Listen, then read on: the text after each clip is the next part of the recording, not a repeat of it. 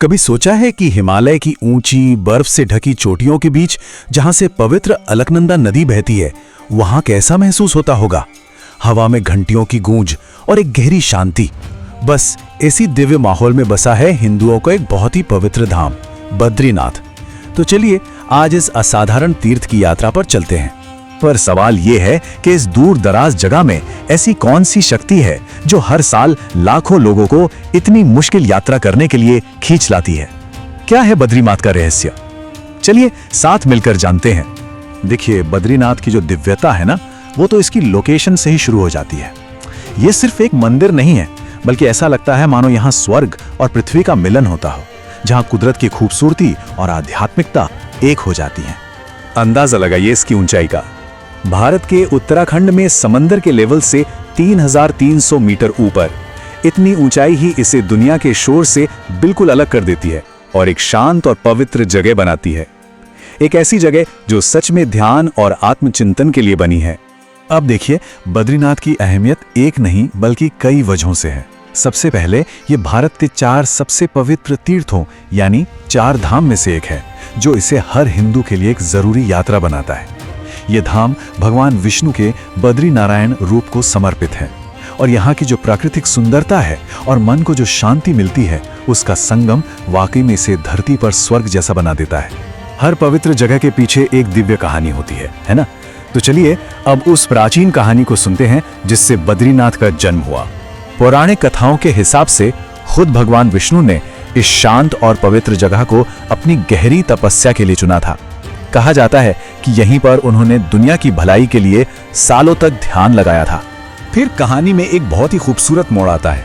जब भगवान विष्णु ध्यान में थे तो वहां बहुत जबरदस्त बर्फबारी होने लगी।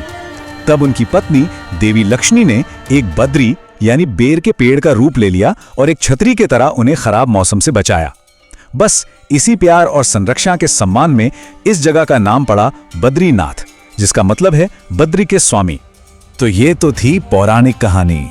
अब जरा पौराणिक कथाओं से निकलकर इतिहास के पन्नों को पलटते हैं और जानते हैं कि कैसे इस भूले हुए तीर्थ को फिर से खोजा गया और इसकी शान को वापस लौटाया गया। देखिए, प्राचीन काल में भगवान विष्णु से पवित्र होने के बाद ये जगह समय के साथ कहीं गुम हो गई थी। फिर 8वीं सदी में महान दार्शनिक और संत आदि शंकराचार्य ने इसे फिर से खोजा और एक बड़े हिंदू तीर्थ के रूप में स्थापित किया। इसके बाद सदियों तक अलग अलग राजाओं ने इसके रखरखाव और इसे बड़ा बनाने में अपना योगदान दिया, जिससे ये आज के इस भव्य रूप तक पहुंचा है। तो इतिहास की बात हो गई, अब आते हैं आज के दौर में। आज बद्रीनाथ धाम कैसा है, यहाँ की जिंदा परंपराएं क्या हैं और आज के तीर्थ यात्रियों के लिए इसका क्या मतलब है? आज बद्रीनाथ एक जीता जागता आध्यात्मिक केंद्र है। हर साल जब यात्रा का मौसम होता है तो भारत और दुनिया भर से लाखों श्रद्धालु यहाँ आते हैं। ये उनकी अटूट आस्था और भक्ति का एक बहुत बड़ा प्रतीक है। बद्रीनाथ का जो जीवन है ना, वो पूरी तरह से मौसम के हिसाब से चलता है।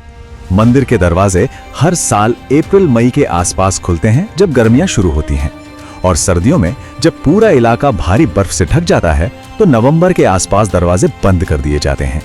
ये जो सालाना साइकिल है ना, यही इस यात्रा को और भी खास बना देती है।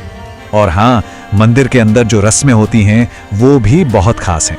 सुबह की महाभिषेक पूजा, जिसमें भगवान को पवित्र जल से नहलाया जाता है, और शाम की दिव्य आरती, ये दोनों सबसे प्रमुख हैं। इन रस्मों का हिस्सा बनना एक ऐसा गहरा आध्यात्मिक अनुभव है जो भक्त कभी नहीं भूलते। तो आखिर में सवाल ये उठता है कि बद्रीनाथ असल में है क्या?